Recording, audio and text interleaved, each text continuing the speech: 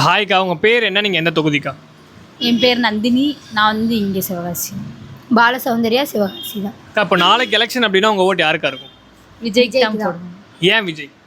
அவர் வந்தால் பெண்களுக்கு பாதுகாப்பு இருக்கும். கொஞ்சம் மாற்றம் ஏற்படும் நம்பிக்கை இருக்குது. அவங்க வந்தாங்கன்னா அந்த நிறைய பேர் வேலை இல்லாமல் இருக்காங்க படிச்சுட்டு, அவங்களுக்கு கொஞ்சம் வேலை கிடைக்குன்னு கொஞ்சம் நம்பிக்கை இருக்குது. வேறு என்னென்னலாம் பண்ணணும்னு நினைக்கிறீங்க? எங்களுக்கு முக்கியம் வந்து இந்த பெண்களுக்கு எங்களுக்கு வந்து பாதுகாப்பு இருக்கணும். பாதுகாப்பு இருக்கணும். இந்த கல்விக்கு இந்த படித்தவங்களுக்கு வந்து கொஞ்சம் வேலை வாய்ப்பு கொடுக்கணும். அது பண்ணி தரணும். சரி, இப்போ இங்கே வந்து சிவகாசியில் பார்த்தீங்கன்னா லாஸ்ட் ஒரு 15 இயர்ஸில் கேடிஆர், அசோக் 2 பேரை மாற்றி ஆண்டுருக்காங்க. சிவகாசிக்கு எதுவும் பண்ணது இல்லையா அவங்க? பண்ணியிருக்காங்க. ஆனால் எங்களுக்கு வந்து அவங்க மேலே அந்த அளவுக்கு ஒரு ஒபீனியன்ட் இல்லை. ஏன் அதான் இல்லை, இது வந்து எல்லாமே இப்போ ரீசெண்டாக தான் பண்ணுறாங்க. முன்னாடி வந்து யாருமே அந்தளவுக்கு பண்ணது கிடையாது, எங்களுக்கு தெரிஞ்சு பண்ணது கிடையாது எதுவுமே. ஆனால் விஜய் வந்தால் ஒரு மாற்றம் நடக்கும், நம்பிக்கை இருக்குது. சரி, இப்போ விஜய்க்காக இன்ஸ்டன்ட்டாக ஓட்டு கேட்கலன்னா நீங்களா ஓட்டு கேட்பீங்களா? கண்டிப்பாக விஜய்காந்த். அதான் அவங்க ஏன் ஓட் பண்ணணும் அப்படின்னு அவங்க கேட்பாங்கல்ல. அதான் அவர் வந்தால் ஒரு மாற்றம் நடக்கும். அவங்களுக்கு ஒரு வாய்ப்பு கொடுத்து பார்ப்போம். அவங்க வந்தால் மாறும்.